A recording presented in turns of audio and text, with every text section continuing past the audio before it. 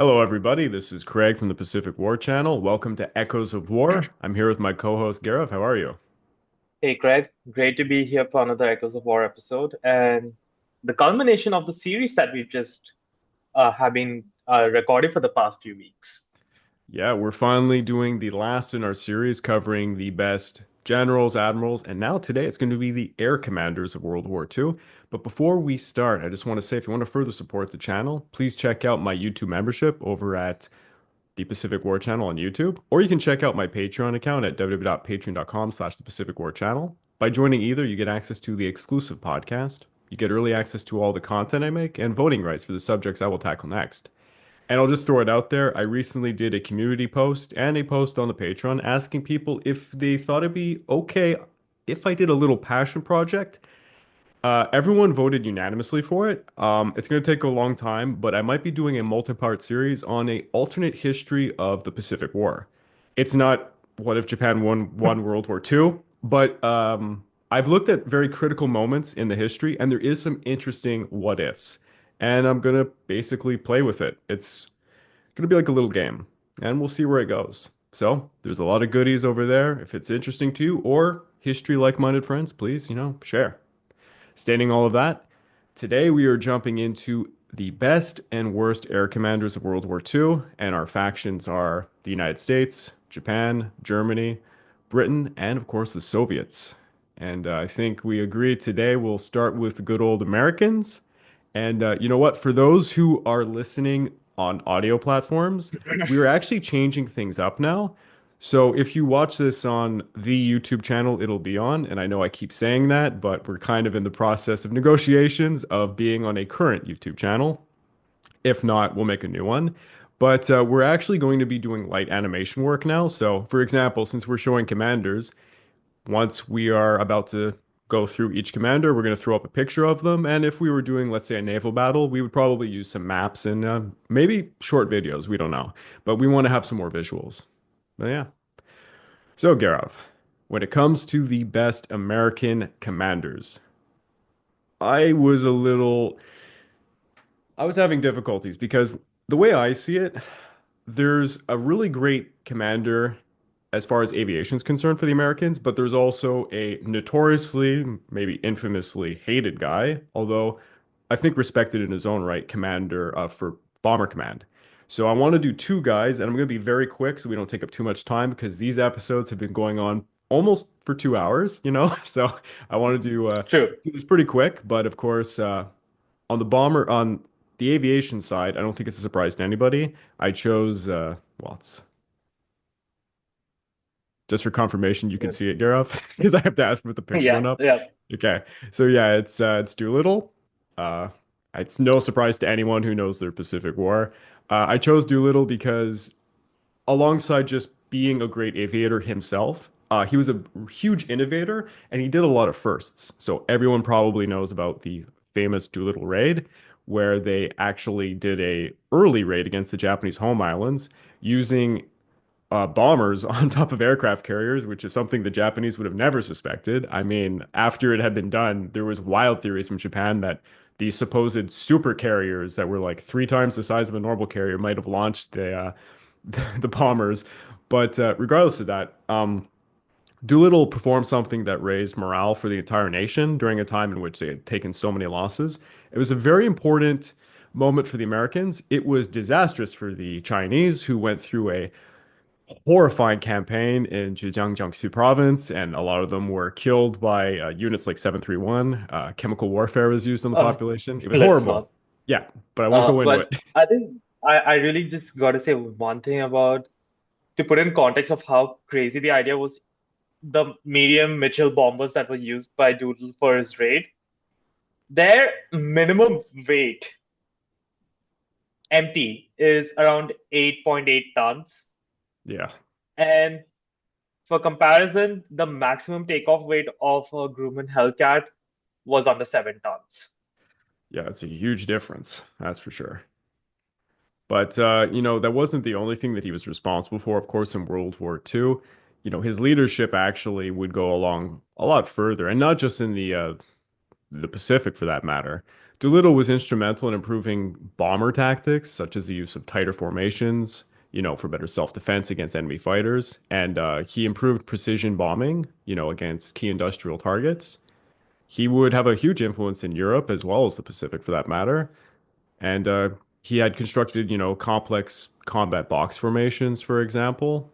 And I would say overall, he was both a great commander in the sense of aviation, but he was also a great face for aviation. He really improved the morale of the nation.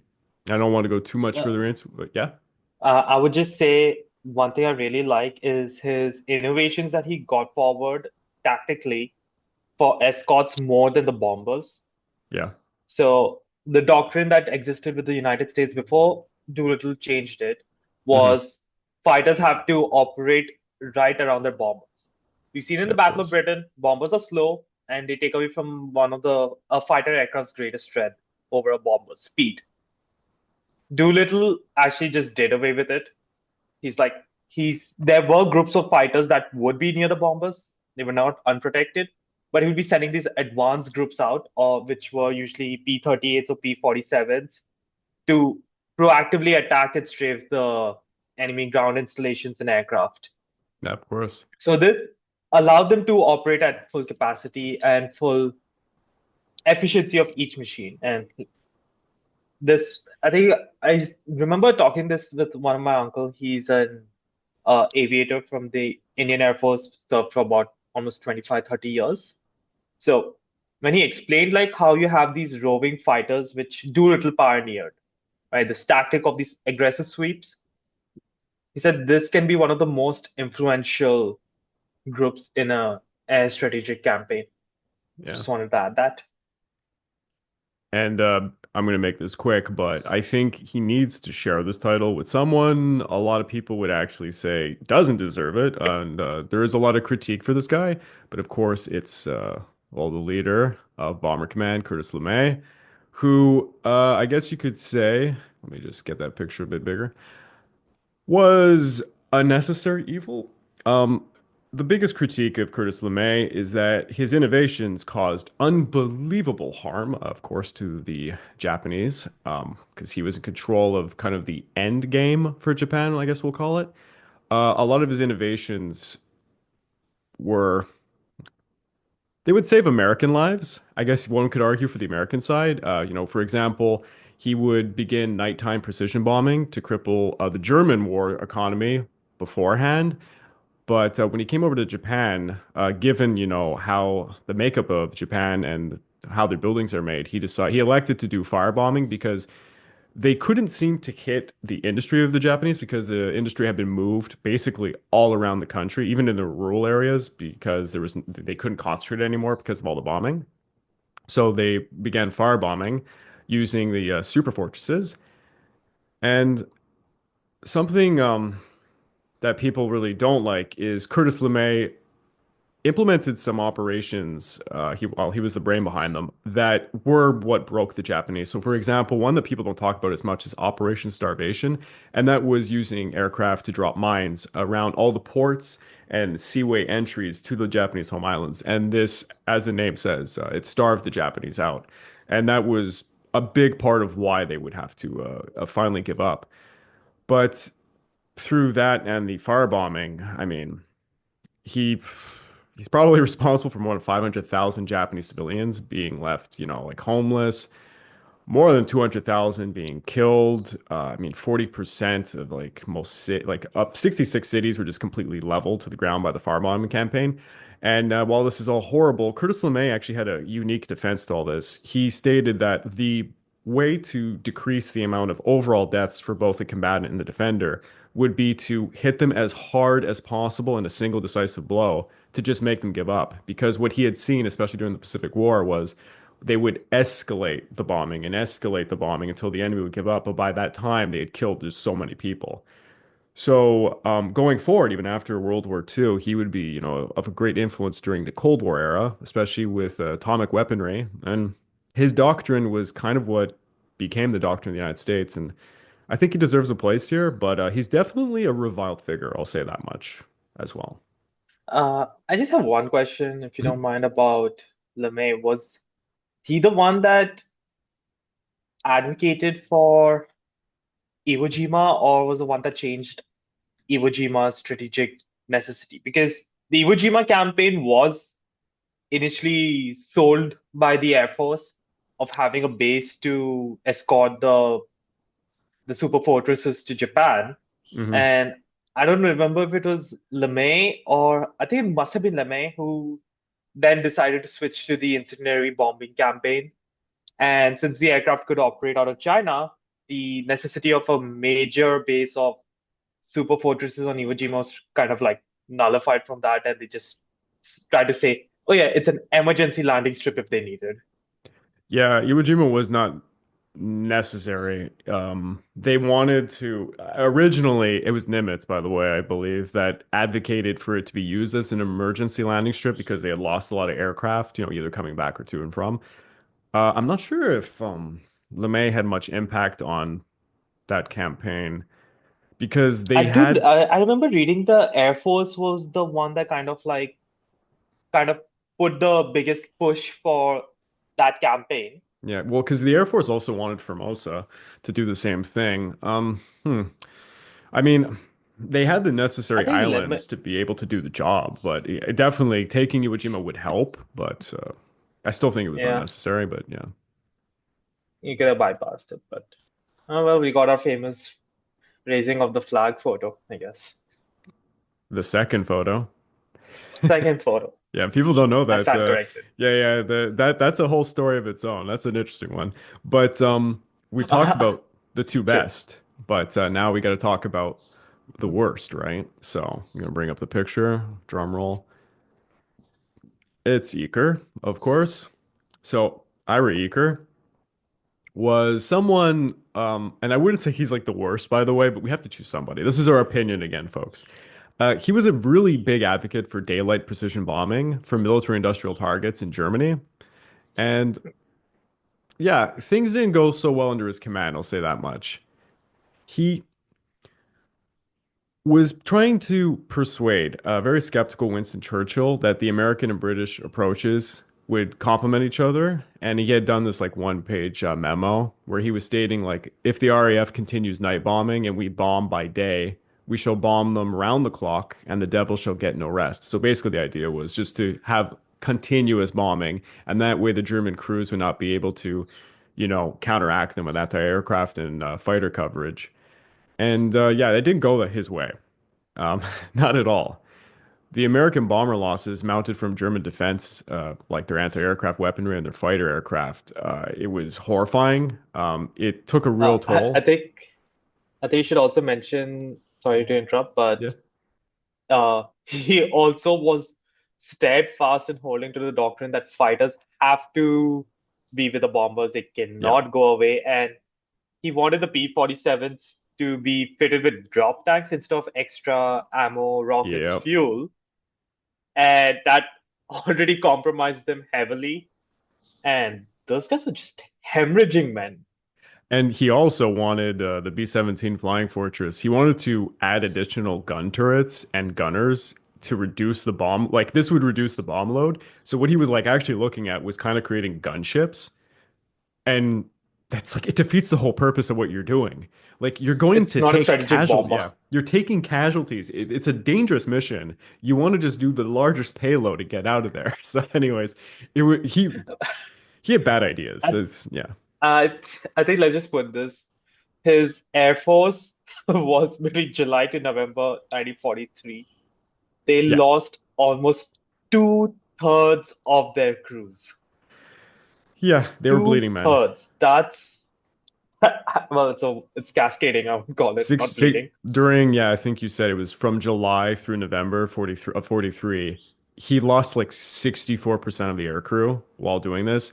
And I mean, like you said, he wanted to like improve the range of the escort fighters by using drop tanks. It defied the logic of the age where people were figuring out how you use your escorts properly. He was outdated. Like that's a good way to summarize him. He was very outdated in what he thought, and when he was trying to innovate, his ideas were really bad. And he actually brushed shoulders with Doolittle, and it was Doolittle who kind of helped relieve the situation somewhat. But again, unlike Curtis LeMay, who I guess in some ways is the guy that's going to come after him, this just cost more lives. It was stupid. He was not a very good bomb commander. Yeah. If I'm not mistaken, the early US fighter bomber groups, even though the strategic doctrine was bombers together are going to be able to provide mutually supportive fire, Hmm. which in That was in the early theory doctrine. is Yeah. true. I still remember. I think until like Doolittle took over, the bombers were flying quite far from each other, which actually kind of nullified the area. Mm. And I'll tell this probably when I get to the RAF section. I have some comments just about strategic bombing in general. Well, I guess then, stating all of that, why don't we jump into the RAF? Why don't you take Uh, over? I just want to take some time to just talk about two honorable mentions Sure. for. So just give me a second. I actually have to just get their images up. Yes, just so for the folks knowing, we're currently using Zoom for this, and I think we might actually have to change. We might need to find something with better quality in the future. But yeah, we're pulling up images. So if you're not watching, like honestly, we're just pulling up the images of the commanders so you can see them. But I think if we do some future naval battles, it would be in the best interest of people to watch the YouTube version because a lot of the times it really helps to have a map. And I was talking to Gaurav about doing some Pacific War land campaigns. And like, let's say, for example, we did the Malayan campaign. You're gonna want a map. It's it's not terrain a lot of people in the West are knowledgeable about. Yeah. Uh, yeah. So I think so. I'm not going to spend too much time here. So one is General Carl Spaatz that I really want to put as an honorable mention. One I just need to take over. Great. So used to MS Teams. Yeah, I know. For my work, I also use Teams as well. Yeah. Where do I have to go? Sorry, I know I'm doing the call so bad. How do I share, Craig? So, bottom, middle, Yeah. share. Oh yeah, my bad. No worries. I'm so sorry. Yep. So just confirming is it visible? You can see Dewey Carl Spatz. Yep, you're good. So nicknamed Dewey of German descent. His role in World War II actually starts before the US entrance into the war because he was sent as an observer during the Battle of Britain. And some people in England assumed he's a spy because of his name, Spads, that he once sighted at a British airbase as Colonel Carl A. Spads slash German spy. Now, what I really like is while we were talking about uh, an outdated commander who was behind his time and not able to innovate properly, Spats, on the other hand, was a guy that was able to not only retain the respect of his men, but he also was able to utilize his forces properly. And this is seen really, and he works very well with James Doolittle and the rest of the American Air Forces. And I think the best example is he was a big supporter of the oil plan for bombing. And this was to cut out Germany's fuel supplies and was also a big supporter of Eisenhower's transportation strategy, which was in favor of disrupting communication lines in Nazi held France so that the Germans are not able to move quite well. And since Spatz and Arthur Tedder, the British commander in chief of, SHAEF, supported it, it kind of went through. And this oil plan was, after September, was the highest priority bombing in late 1944. And this is the impact he left. Of Eisenhower said, Spaatz and Bradley were the two American general officers who commanded most for victory in Europe, who made the biggest contribution for victory in Europe. So I think that definitely deserves a mention. Now, the second is Greg. Would you like to introduce him to our audience, if you don't mind? I is that I can't actually see. Uh, Oh, are it's you able up to? now. Sorry. Yeah. Yeah. So this is the only five-star general of the United States Air Force, General Hap Arnold. Oh, Hap Arnold. Okay. Now, I think where he really gets the mark is he's not really going to have a tactical role. He's always been the strategic guy. But what I really like about Arnold's role in the war is he backed the right people, he chose the right strategies and development.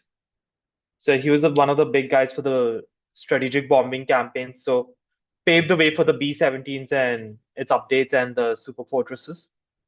And I think I also just like the one thing that he managed to get the Air Force free from army control. Yeah, it's pretty meritable. True enough, but these are just like, quick honorable mentions, and they're not really like, the ones we would put in our best. But I think they deserve the mention for sure. No, I definitely thought about Arnold in place of Curtis, but I had to give it to Curtis LeMay just because of the results in the end. True enough. And so, which faction are we going to next? I'd say we can start with the RAF. Okay. Uh, one moment. I have their portraits ready. And now this guy's so RF, definitely starting with my personal favorite, Air Marshal, and the one I think that is quite underrated, Arthur Conningham, aka Mary Conningham. He was the air marshal who pioneered coordination with the army and ground assault. He was the guy that really paved the way for this.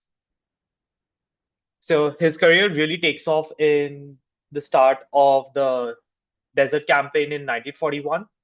He's he's bought over, and despite the shambles that the Eighth Army is in, he's a guy that is decisive. He listens to his subordinates, but he executes his orders. There's no question who's the guy giving the orders. And through that, the RAF in the desert was a very well-oiled machine, and they were wreaking havoc because initially, due to the lack of supplies and the priority for home defense, he did not get any significant amounts of Spitfires and Hurricanes, Spitfires, which were the only aircraft that could hold their own against an Me-109. So he actually did not even let his pilots proactively seek out the Messerschmitts and just focus on ground assault. And he did a really good job. And another thing that I like is he reiterated that while he has to coordinate with the army, and they had liaison officers between the army and air force, the army is always welcome to request air support, but it's the air commander who will make the decision on what to attack. And one example which he gave in a conference, which was I think just towards the end of the North African campaign when the US has already landed a torch, where even Montgomery and Patton are in attendance, is he says an army commander might see 100 tanks massing and will request air support.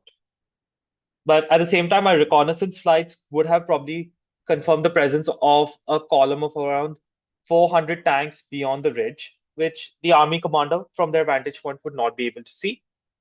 And it is therefore a better use of my resources to, attack the larger convoy, even though the army commander will not like this. And he stuck to that role.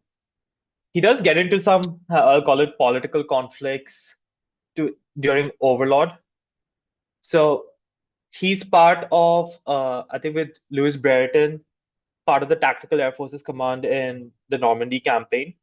So they're not doing the work of the strategic bombers of the RAF and US Air Force, but providing close air support and ground attack. And he doesn't get along with Lee Mallory, who's the commander, who kind of wants to be like that all great commander who has everything under his control. And he finally has a falling out with Montgomery. Surprise, surprise. He still stuck to his guns, did his job. And Montgomery also tried to get him sacked, but failed since both Eisenhower and Tedder, the number one so number two of SHAEF, backed him up. But yeah, it's due to his pioneering of close air support. I put him on the top over here. Now, if we go to a quick another mention, I'll just put here is Arthur Tedder. And more so because he was a guy that also supported the tactical air forces and the use of air power judicially. But he was a guy very similar to Eisenhower in the sense he did not have any nationality bias or service bias, which was quite a common problem in the high command of both the British and American armies. And he and um, he and Conyngham actually tried to get rid of Montgomery several times, but failed. But thought it's worth mentioning. But I would just say he's the guy that got Conyngham over, and he actually was a driving force in trying to get air resources shipped over to North Africa on a higher priority than what the home command was allocating to them. So with that, I think now that we've completed our best and an honorable mention, I am going to our worst, the worst RAF commander, Lee Mallory. I know I could have technically chosen Robert Brooke Popham since he was the overall commander in chief of RAF Middle East, but I don't think that really fits here. Now, Mallory is one, okay, I can probably admit is there was some personal reasons I did not like him, mostly due to the fact that he kind of got Dowding sacked. And Mallory was that guy who tried to really go for an aggressive strategy and the big wing strategy, especially during the Battle of Britain. Whereas Dowding and Keith Park were the guys that believed in the small wing. So the big wing formation is you don't need to send in pickets of fighters of up to 4, 6 fighters at a time, which is what Dowding did to ensure a longer coverage. He wanted to use huge mass squadrons of fighters. And now these formations take time to get together. And we see, for example, in Eagle Day, when the Germans launched their big air attack on Britain, it took a lot of time for the Messerschmitts to get into their entire big formation. And he said this would be the best way to hunt down the fighters, and it never really was the case. But he still was saying that Park and Dowding's small wing was, not good enough. But guy was, very politically very savvy, and falsely proclaiming his ideas as a success. Um, he took, got Dowding replaced and took over as, fighter command. Now, he tried to use these fighter sweeps into France when he took over, and now this is well before D-Day. So the Battle of Britain is over. It's now actually the RAF who are launching attacks. And the casualties suffered were atrocious. For every German fighter destroyed in these sweeps, the RAF lost 4 aircraft. And keep in mind, this is early 1941, and a lot of the German strength is being redeployed to the east. And while they claim that, oh, this is a great uh, learning curve, I don't think it really helped.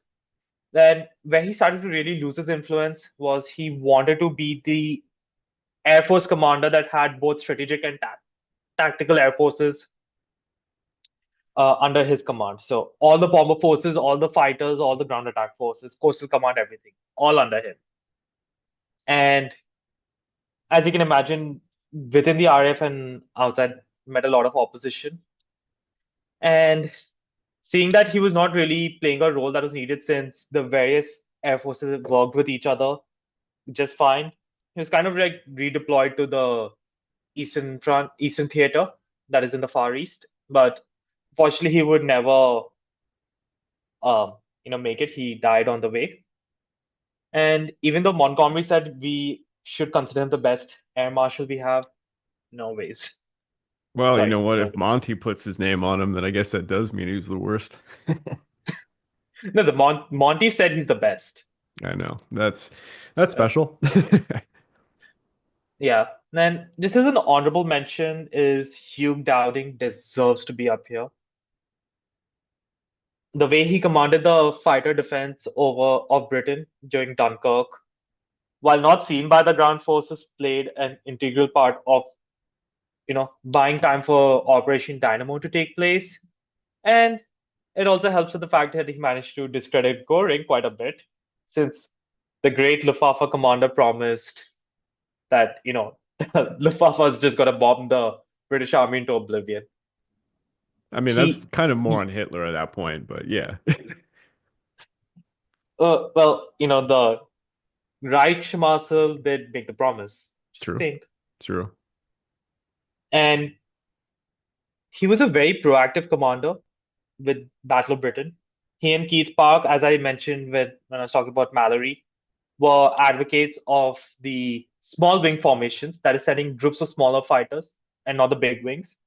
And these actually had good interception rates because you can quickly scramble a squadron of a flight, send it over. And he also pioneered the communication system, as I'll call it. Not only are you talking about those big radio masts, which was the first use of a sophisticated heavy radar system to learn about enemy attacks, he also had the people from the Observer Corps and smaller uh, mast of radios called chain home low. And all of them communicated in a very efficient way, thanks to him. So that within a raid being detected, you might have the squadron that is supposed to scramble to intercept. These guys are running to the aircraft within 2 minutes of the raid being detected. And considering the Germans have 30 minutes to cross that they take 30 minutes to cross the channel, this actually allows the Spitfires and Hurricanes to come up into interception altitude. And he was also quite instrumental in trying to rotate the pilots out, despite opposition from the other group commanders. He did kind of force his way so that Keith Park's number 11 group, which did take the brunt of the fighting, their squadrons were able to rotate out. So it also gave him, uh, you know, a better pool experience.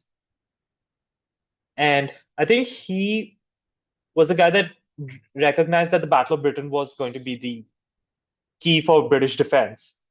And that's actually why in the Battle of France, he resisted all calls for Spitfires to go to France, even though Churchill did promise around 10 to 12 squadrons just before France's capitulation. But yeah, thanks to politics of Lee Mallory and Sholto Douglas, they managed to convince the Minister of Aircraft Production, Lord Beaverbrook, that he's not the man. And it's unfortunate. He really could have, played a better role in the war, but he was pretty much retired by this point. And the last, as I put as more of a overrated commander, is Charles Portal. In essence, he is the pure counterpart to General Hap Arnold. He headed all of RAF. He was the chief of the air staff. And where I just kind of have to give him, while he was very instrumental in getting resources to the RAF, which helped with expansion of Coastal Command, Bomber Command, was his steadfast belief with Bomber Harris that strategic bombing onto the populations is going to be the best. While at least Arthur Harris, for the most part of the war, would at least try to attack targets where there's some, military necessity or industrial capacity. By 1944, Portal is advocating any settlement that has 100,000 plus people, we should bomb it oblivion. So I guess in a way, LeMay's European I was buddy, gonna say it's more like LeMay. Yeah, kind of like LeMay.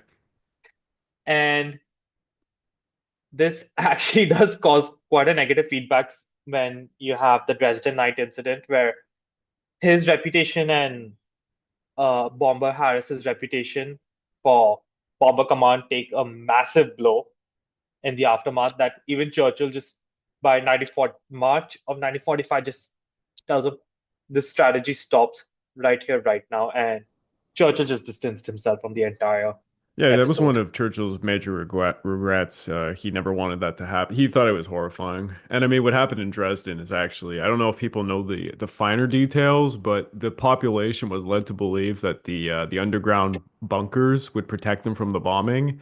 And what ended up happening is it created ovens, and the people, It yeah.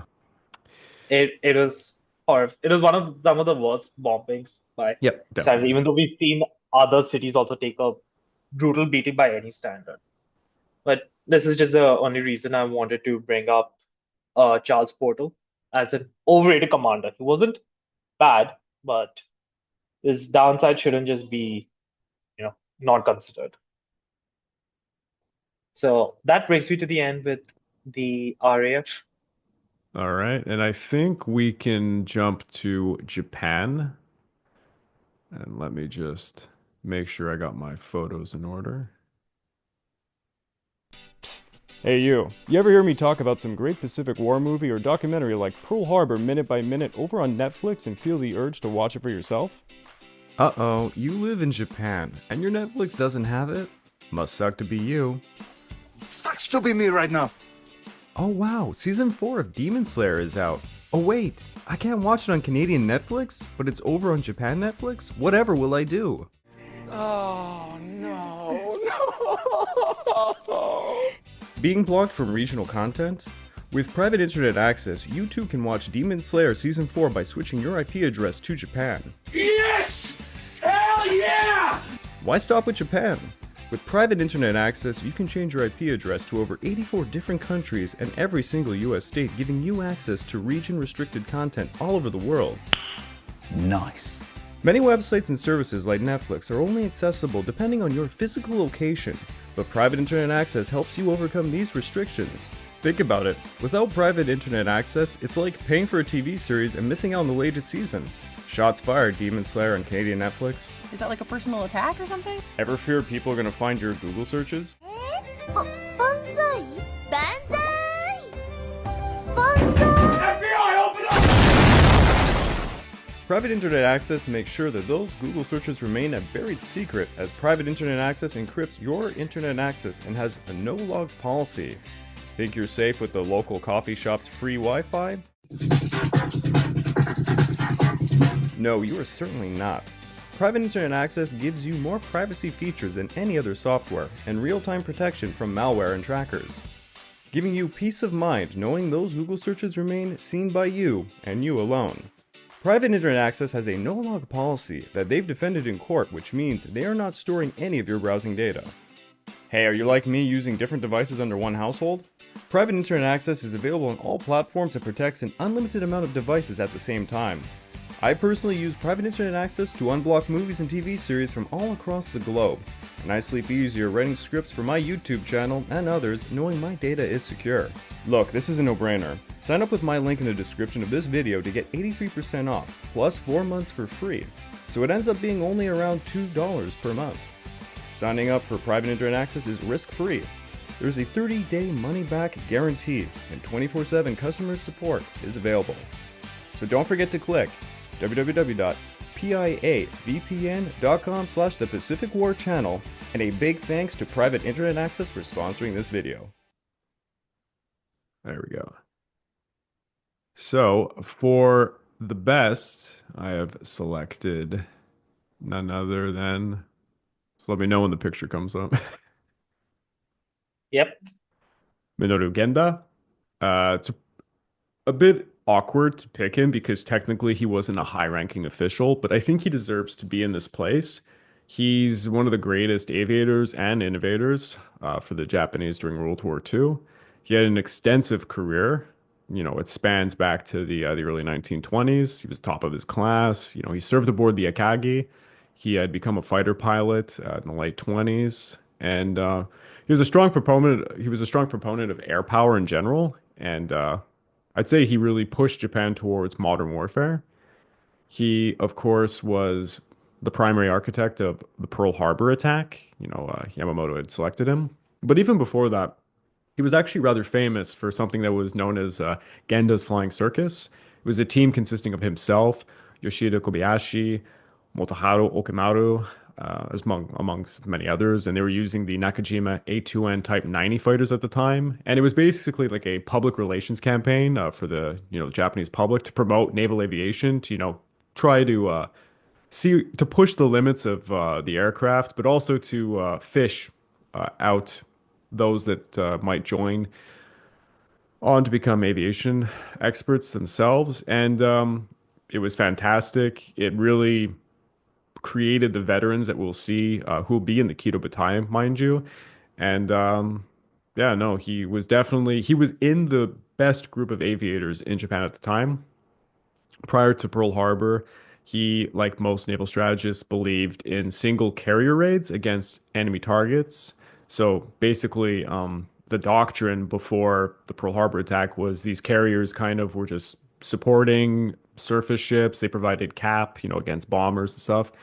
But when Yamamoto asked Genda if he would plan this major attack, Genda kind of was one of the few people who had the foresight to understand what it could be like for a concentrated air raid, using multiple carriers.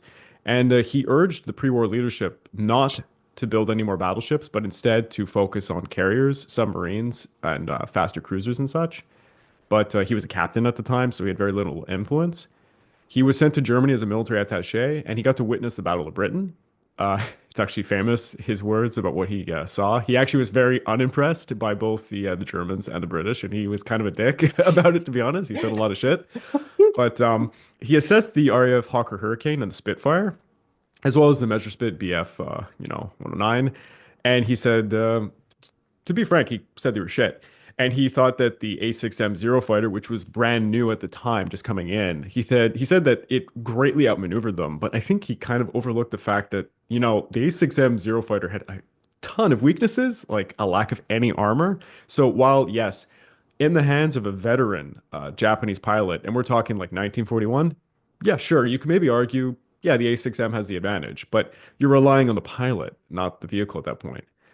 Yamamoto famously added him to the Pearl Harbor team, and Genda was kind of the largest guy in the room as far as the planning is considered. He favored a three-wave attack using six aircraft carriers. It would actually be two waves in the end. He was responsible for the training of the flight crews, and he was the guy that pioneered the new tactic of using shallow water torpedoes and level bombing to be done simultaneously so that they could hit the shipping at Pearl Harbor. And he also played a key role in persuading Mitsuo Fuchida to be the leader of the attack, who is somebody who could be on this list as well, but again, a low-ranking guy. And I didn't put Mitsuo Fuchida because he's a liar. He lied about so much things. And a lot of people attribute a lot of, like, he was a great aviator, don't get me wrong, but he kind of lied through his teeth after the war, and he made up a lot of stuff. I'm just gonna say, I think this is just a first since everyone we put in our list are like, if we were to put it in the US parlance, a three-star general at the minimum. Yeah, I know. Yeah. But when it comes to Japan, if you were to put like it by like let's say the stars, I would be choosing one of the many commanders in the army because otherwise it's just an average admiral who happens to be using an aircraft carrier. And I just thought I really wanted to pick an actual aviator in this case. I do have someone in mind for the Imperial Japanese Army. Mind you, most of them are idiots. Like there's not really a gleaming gem there. But just to finish off Genda, he definitely served with distinction. You know, he flew more than 3,000 flight hours. He served on multiple carriers. He performed actions Indian Ocean raid at the Battle of Midway, the Solomon Islands campaign. He was part of the staff of the 11th Air Fleet at Rabaul. You know, he rose through the ranks, and he was going to be the guy overseeing a elite Japanese air unit at the war's end to counter Allied raids against, Japan for the home islands. And It he just feels would like Richthofen's Yeah. squadron. kind of, yeah. And I mean, I would argue, he's one of the greatest, definitely. But because you had mentioned before, if we were going to go by rankings, an honorable mention would be Takeo Yusada. So he was on the Imperial Japanese Army's Air Force, and he definitely outranked him. He was lieutenant general. Um, he specialized in electrical engineering. This guy was very gifted. He was a very intelligent guy, which is surprising that he was in the Imperial Army, to be honest, because a bunch of idiots are in there. But he went to Germany for training, and specifically in signaling and artillery. 1937, he found himself just tossed into the Army Aeronautical Technical Research Institute. He had no background in aviation, but he became very interested in nuclear physics back then. So, specifically nuclear fission energy. And he basically was the guy that pushed for a nuclear weapons program. And although the program was really limited and it was constrained by the war and resources, he was one of the guys that was part of it. So I thought I would add him just simply because of that, because there was this whole nuclear program in Japan, and they got pretty far into it. But again, they would have never come up with a bomb for years until after World War II. Regardless, by 1942, he was the commander of the first IGA Army Air Army, and he was the head of the Army Aeronautical Department, and he was the Inspector General of Aviation. So while he wasn't a great aviator per se, he was known to be an extremely intelligent guy, and he had great administrative skills, and he could oversee a lot in the Japanese Army. He would be relieved of duty by 1944. He was also a strong proponent of kamikaze, which something I would say was a little bit of a besmirching of his character. But he became a member of the Supreme War Council, and he would return later on to command the IJA First Air Army, preparing for the Allied invasion of the home islands. He would improve a lot of the air doctrine and tactics for the Army Air Force, but again, the Japanese Army Air Force was not great by any means. So yeah, just only so much you could do. But I would put him as an honorable mention, just to say that. And That's fair. let me pull up a picture for the worst. It was hard to pick a worst, by the way. And I don't know, how do I say this? My real selection for the worst Japanese air commander is all of them, every single one who is involved. And I'll just quickly explain why. The Army and Navy refused to use the same aircraft, parts, fuel, or standardize. Uh, those like Yamamoto envisioned taking islands and then building airfields for the Army to use, and this basically never happened accordingly. They never specialized in creating teams to make airfields properly. It was just guys, like usually Korean laborers, thrown on islands with maybe a bulldozer, and they would try to make tracks. This would often lead them to create just airfields that were muddy, and they would lose more aircraft to crash landings because of these terrible airfields than even the enemy going after them. They never worked together when it came to aviation. By the end of the war, over 90 different aircraft types were being made, and it was just a colossal mess. If you really were to look for the worst, it was just the aviators in general. They should have had a unified air command, and they simply didn't. And it was a joke. But of course, I had to pick somebody. So when I was thinking of who to pick for the face of the worst aviator, I decided to pick this gentleman right over here. Is the picture up? Takajiro Takajiro Onishi. Onishi. Yeah. So Why I picked him? I just think he was an evil person. He is not the person who came up with the kamikaze, but he was the greatest supporter, and people call him the father of the kamikaze. So he had commanded the first air fleet at the Battle of the Philippine Sea, which was an absolute bloodbath. The Americans just took a defensive stance and allowed them to come in and throw themselves upon it, and they lost what was like the last breath of the Japanese Air Forces and their veterans. This guy was a complete idiot during that battle, and he allowed the majority of the crews to die. Like I said, he was commonly credited with the guy who devised the tactic for the kamikaze.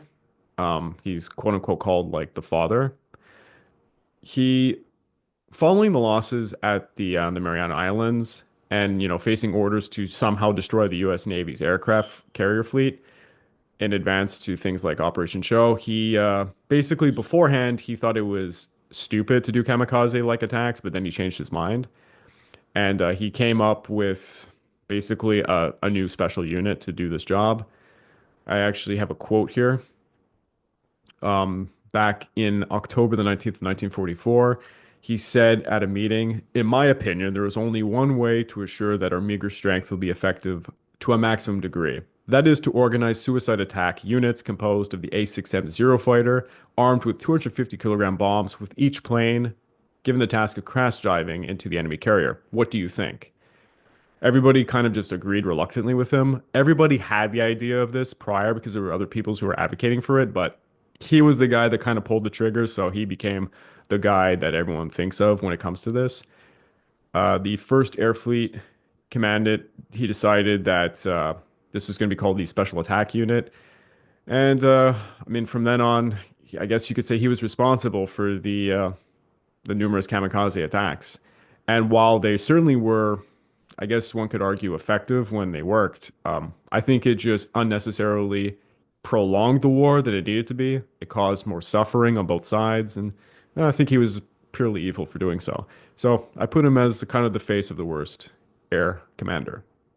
Fair enough. It's kind of hard, especially when you see the casualties that the Japanese Air Forces were suffering Hmm. towards the end of the war at the hands of the US Air Force. And I mean, they're just putting basically 18-year-olds in these aircraft, and it was terrible. It was so unnecessary because it was not going to win them the war. Yeah, I think with that, perhaps let's switch back to Europe. And I think someone we've been looking forward to. I think could start that off, Greg. Do you want to do the worst for Yeah, Germany? let's start with them first. I don't think anyone's going to be surprised with this one here. So let me just pull up his picture. So when thinking about the worst air commander of Germany, of the Luftwaffe, I mean, who else could we pick than Mr. Hermann Göring himself? Morphine addict. Yeah, you said it before I could. What is there to know about the man in control of the Luftwaffe? He was a morphine addict because he had taken a shot in the leg during the Great Putsch when he was marching with Hitler, and he never recovered from it really. And this morphine addiction only fed into other problems. I'm not going to say he was a full-blown alcoholic, but he liked his drink and he loved to eat. He really liked He loved the finer things in life. the finer Let's things in put it life. like Yeah. He indulged in luxury. Well, that's a great way to put it. He was an egomaniac, a real egomaniac. He loved living in this palace in Berlin he had. And he spent all of his time basically organizing parties to show off his stolen art and treasures, show off his suits. He reportedly he would change suits like 5 times a day, flaunting extravagant jewelry and all these medals they came up with for him.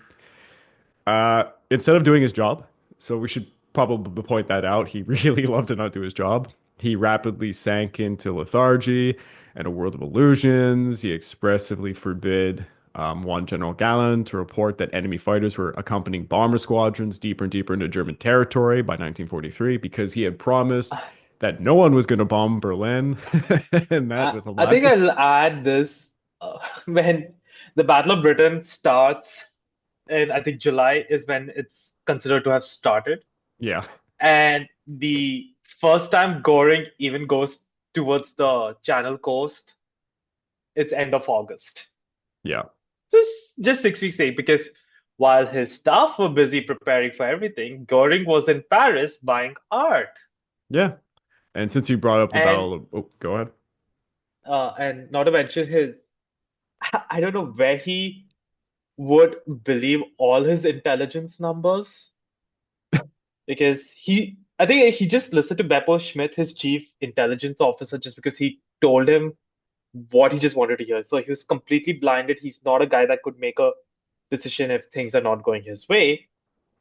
And you could say, like, the information given to him about the Battle of Britain was that, oh, yeah, we are downing around 2 aircraft for every one we lose. Even the Dowding's fighter command's taking a beating. And I think when mid 42, when I think it was Hamburg suffers its first 1,000 bomber raid, which is a major publicity victory for Britain. And the damage is quite evident that several hundred heavy bombers have hit the city. And Hitler telephones Göring demanding to know what happened. And Göring has just picked it up from his sleep and he's like, nope, only 70 bombers attacked. Anything else is false. Yeah, that's pretty much Goring. To bring it back to the Battle of Britain, he completely underestimated his enemy. He was very overly confident. He lost control over the Battle of Britain, and he made, fatal tactical errors when he switched to massive night bombings of London. That was in September of Uh, 1940. I think one of his biggest issues in tactics for the Battle of Britain was he insisted, despite protests even from his Flieger Corps commanders, that no fighter should go faster than a bomber. And that reduced the top speed of the 109s by 150 miles per hour. So the Spitfires are like enjoying it. It's like maybe Yeah, not, it's a much smaller scale of a Great Marianas Turkey shoot. he completely kneecapped his own air force, and I mean, he promised Hitler that he would be able to win the air supremacy so that Operation Sea Lion could happen, which whatever to that, like that would never happen. But he has this history of making these really bold claims and just bullshitting it and then getting caught. And yeah, he'll eventually lose favor with Hitler because of this. He was also very terrible at managing the Luftwaffe's development. He often vetoed excellent designs for heavy bombers, and he built short range. He basically built a glorified short range air force and used it as a It ground support tool. ultimately it was see the Luftwaffe ultimately was a tactical air force. It had no strategic element to Yeah. it. It very much was limited because of that. They really lacked the heavy bombing capabilities, which makes And no he sense. really kind of I think he also followed Hitler's divide and rule policy. Mm, So his Erhard Milch and another chief commander that he appointed, even though Milch was like following Göring's predecessor in Walter Weber in trying to develop a sophisticated strategic air force, Göring and I really can't recall the name at the moment of this air marshal, they get seduced by the idea of dive bombing. yeah. Why? Just because it just looks good. Mhm. That's it. And this comes to the point And where he didn't understand logistics at all. So you had brought up the issue where he would tether his escorts to the bombers. It actually is not fuel efficient. And so a country that's already facing issues because they don't have oil reserves at all is losing more fuel than they have to.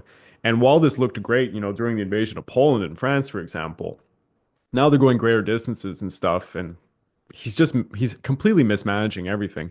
And again, as far as logistics are concerned, or even ground logistics, he has just no idea what he's doing. So, game in point is during the Stalingrad debacle, he thought that he could lift all of those tons to, you know, to Paulus over there in Stalingrad, and no, like I don't know, could have anybody in the room looked at him with a straight face and be like, yeah, sure we can. Like, absolutely not. It never made sense. The math was completely off on uh, that. the actually the Flieger commanders did, but if he does, he just berated them and just said, "I'm the right marshal. I can do what I want," pretty much. And Yeah. he's not a leader of men. No, no. I remember reading this when you have Husky, and by now, when the British have and Americans have established their fighter bases in their sections of Malta and are now raining havoc over southern Italy. And by now, we've reached a stage where Allied fighters are superior in technology as well to the Germans. And the only thing he does is just insults all the pilots, crews, Fliegerkorps commanders, demanding their resignation or transfer to the Eastern Front as punishment. Even though these are like guys who've been fighting continuously month after month. I think there's some sort of Luftwaffe pilots who were pretty much in active combat from Poland in September 1939 till their deaths on the Eastern Front in late 1942, mid 1943. Maybe in between, you can just put 1 or 2 weeks of leave. That's it. Yep. And to summarize his entire career, I would say he was the worst yes man maybe amongst the Nazis, and there's a lot of yes men, by the way. He just kept telling Hitler exactly what he wanted to hear, and he had no idea how to back it up. I'll just add, we already talked about the Battle of Britain, the faults at Malta. He should have seen what happened at Malta and understood like what was going to happen at Britain. He couldn't supply Paulus at Stalingrad. He stated the Allies would never bomb Berlin. Of course they did. And one last kind of funny note, he approved the process for the Me-262 jet fighter, which, Hitler definitely would have loved. And Hitler asked him if the plane would be able to carry two 150-pound, kilogram bombs, which was a fairly modest, bomb load for back then. And Göring, without even understanding or knowing the figures, just like said, yeah, sure. And then like the people who were making the aircraft, like, no, it's not possible.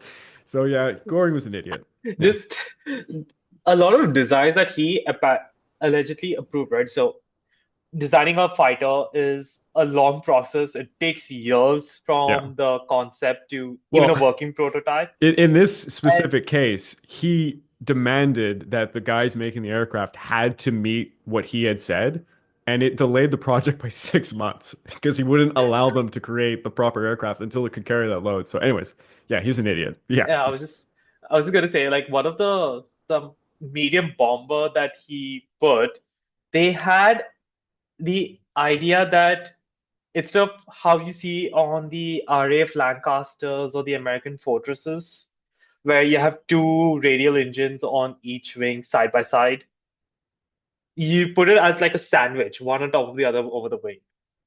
And he approved the design, and when the prototype comes, he says, didn't anybody try to consider the fact that, now engine maintenance is a big pain?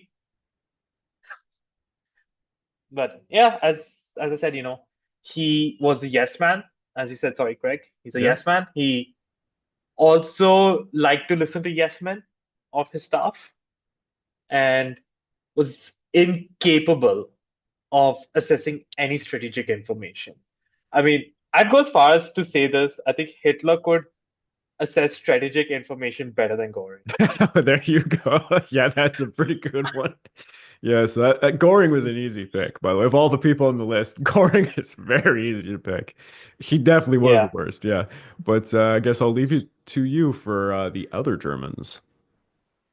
yep. We just have one, and surprise, surprise, I'll just call it out. It's not Kesselring, even though he's probably the most famous Luftwaffe commander. Yeah, I would say so. But so those who play Call of Duty Zombies, they are gonna like his name, That General Richtofen. was a good call out. Well, to be fair, that's also the first time I heard that name, General Richtofen, and my friend's obsession says his obsession with the golden lever. He keeps sending me those vids about zombies. But uh, General Wolfram von Richthofen was probably the best aerial commander in any regards for the Germans. So This guy was an aviator true and true, but unlike Göring, he actually understood the operational and strategic level of war. And even though he did not get his way in trying to get a strategic air force, because if Walter Weaver did exist and did not die before the war, I think the Luftwaffe could have been a far more potent machine. But this guy, during the Spanish Civil War, where he worked with the Condor Legion, he perfected air-ground cooperation and communication first. He created liaison officers so that the Luftwaffe could communicate effectively with the army. And this set the doctrine that Germany would employ in Poland, the Low Countries, Scandinavia, and France. And he did also know to use dive bomb as well and level bombing and properly dispersed his men. For example, the Luftwaffe doctrine before the start of World War II was actually to use a lot of men, as in the ground personnel, in anti-flak roles. He actually minimized that. He actually sent them to forward artillery positions to at least be a bit more attacking, which, if you really ask me, I think that was a good decision. Now, during the invasion of Poland, even with meager supplies, he is still able to really utilize his men, and he starts learning to ration his fuel quite early. So even though he gets cut down and hampered by supplies that his Flieger Corps cannot commit more than one sortie a day, he makes it count. And then during the Phony War, he just kind of like, just makes a big show and kind of trains his men. But he's also the guy that in the Battle of France at the Low Countries, in the dashes across the Deal River, north of Sedan, Battle of he is literally breaking up divisional attacks with his Flieger Corps. He's dropping them because he tries to keep a front line about 60 kilometers ahead of the troops so that reconnaissance are spotting them, and then he's able to call in reinforcements as needed. He also believed that he needs air bases right at the front lines so that the distance is minimized for his forces to support, and it works. He even beats back Charles de Gaulle's what do you call armor thrust during the Battle of France, and then he kind of starts getting thrown into the situations where he can't do anything because his Flieger Corps is solely focused on ground support. And during the Battle of Britain, then they have the idea that they can support the air war. Well, Luftwaffe general staff. And he unfortunately is also guilty, I will say, of the typical high level rivalries that existed very much more so in the Nazi regime. So he was not really good at, like, say, coordinating with, say, Kesselring, who had probably the most important Flieger Corps with most of the fighting strength of the Luftwaffe at that time. But he does end up moving to the Balkans and in Russia. And in Russia, at the start of Barbarossa, his closest support group wreaks havoc. And I think the best way to put it is the Luftwaffe lost around 80 aircraft on the first day of Barbarossa. In the same period, it's estimated, now varies depending on source, 1,500 to 2,000 Soviet aircraft were destroyed on the first day, mostly thanks to ground attack. That's not a blow any air force can recover from very easily. And he does quite well during the Moscow offensives and all around the Eastern Front. I'm not going to get into too much details, but ultimately he does suffer a failure at Stalingrad because of his boss, Hermann Göring. Göring said, I'm gonna fly in the supplies that Paulus needs. Now, we know that Paulus will not be supplied because keep in mind, the transport aircraft of Germany, the entire transport fleet has been wrecked since the opening days of the Battle of France. 2.5 years later, it's not even recovered the strength. And the Germans are still at the edge of their zone, at their logistical limits. He's been rationing his fuel and just setting out sorties as and when needed. But unfortunately, there's only so much that any one man can do.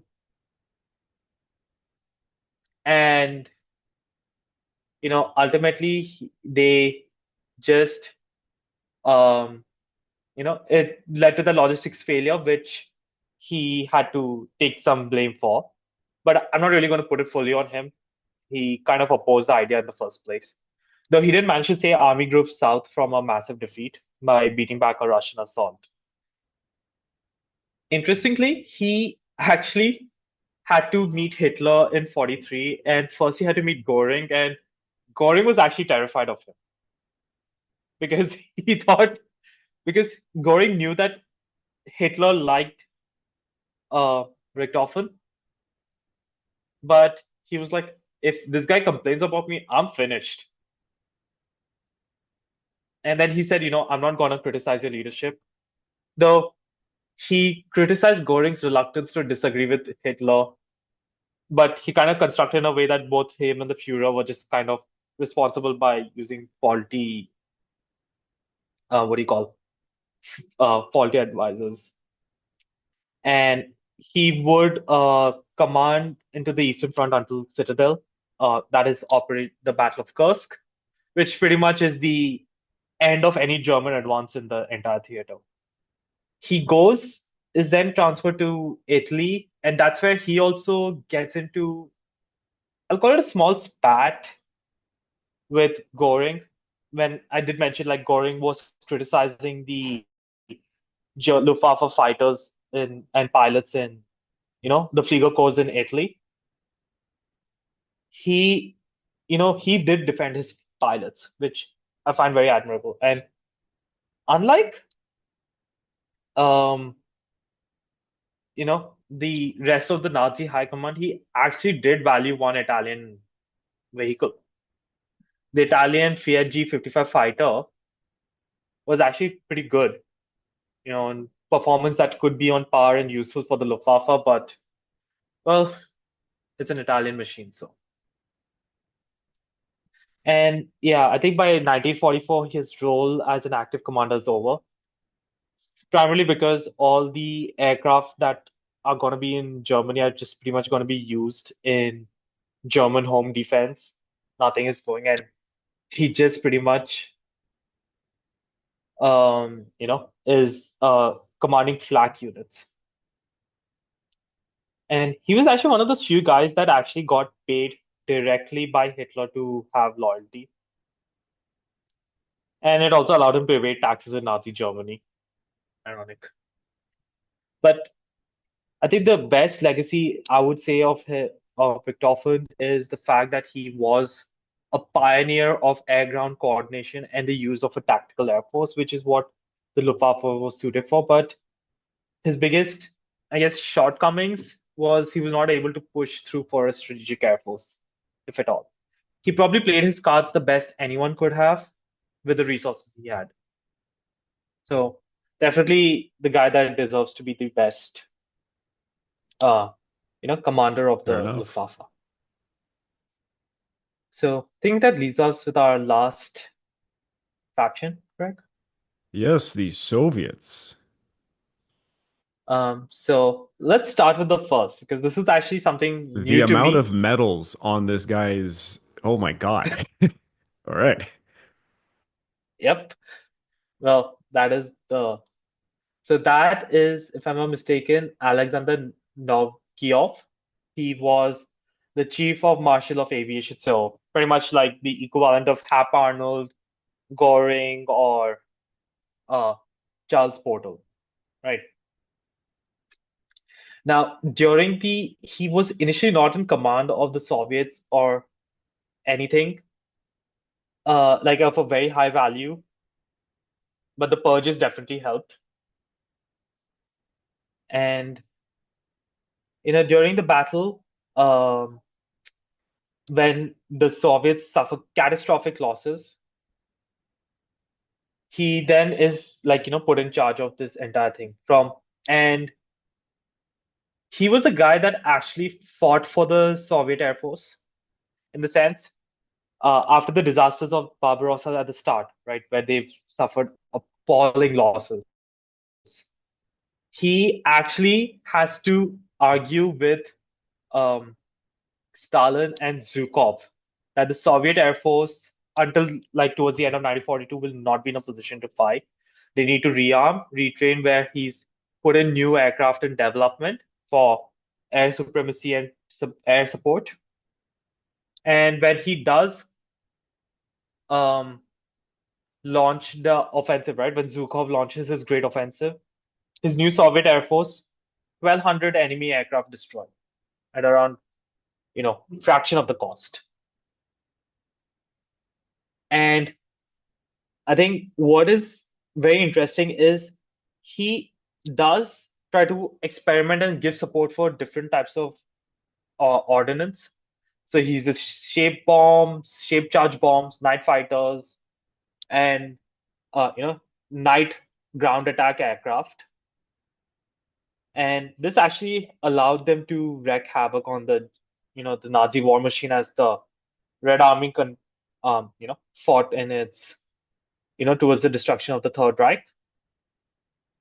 And then I think after the victory in Europe, he was given command in the Far East, since that's where Stalin's effort is going to be there.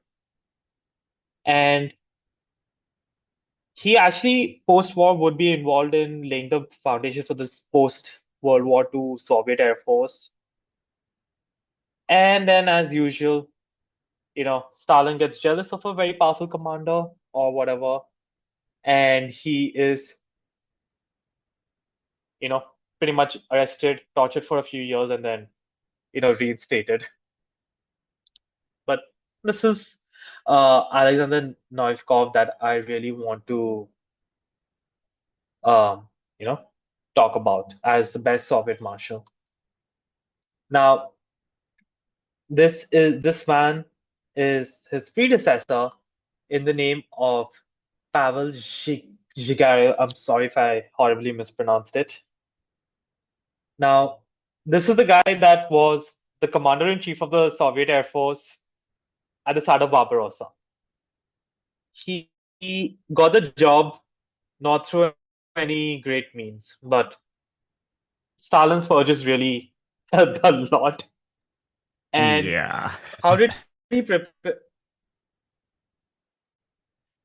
How did he really prepare for the Great Patriotic War, or when they thought that the German invasion was coming?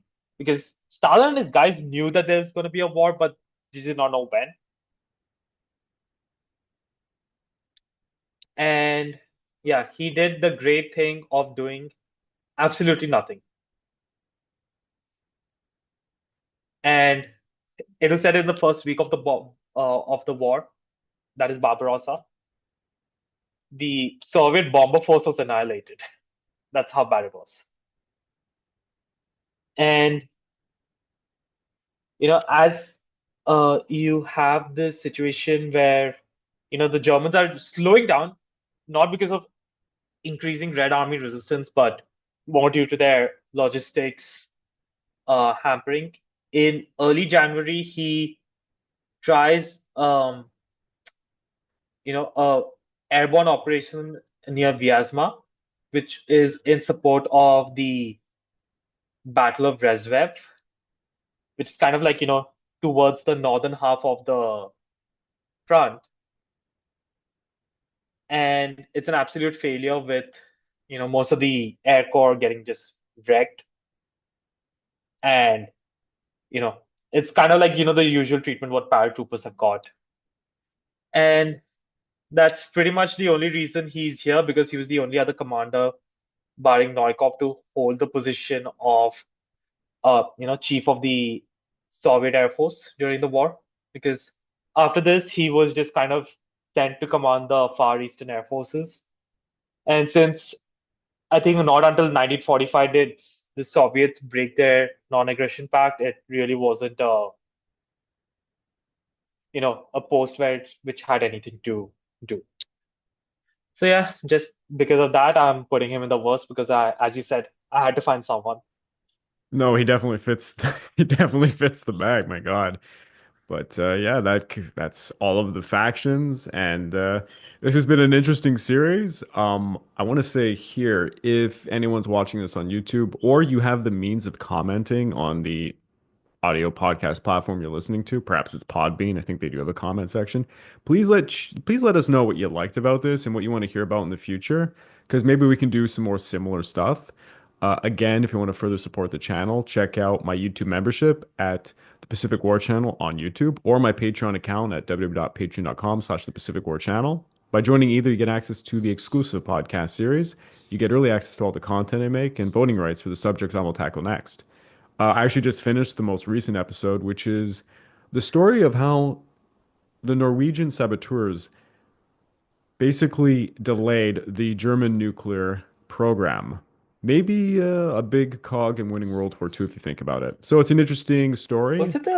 I'm sorry, was it this raid where they destroyed a heavy water production facility? Yeah, exactly. At Vamaka in Norway. And it's a very interesting story. It's been told many times, but I like it. And I had recently read an extensive book on it, getting to know the men that were involved. And it's a fun adventure story, I like to say. But stating all of that, thank you, Gaurav, for another exciting episode. And until next time.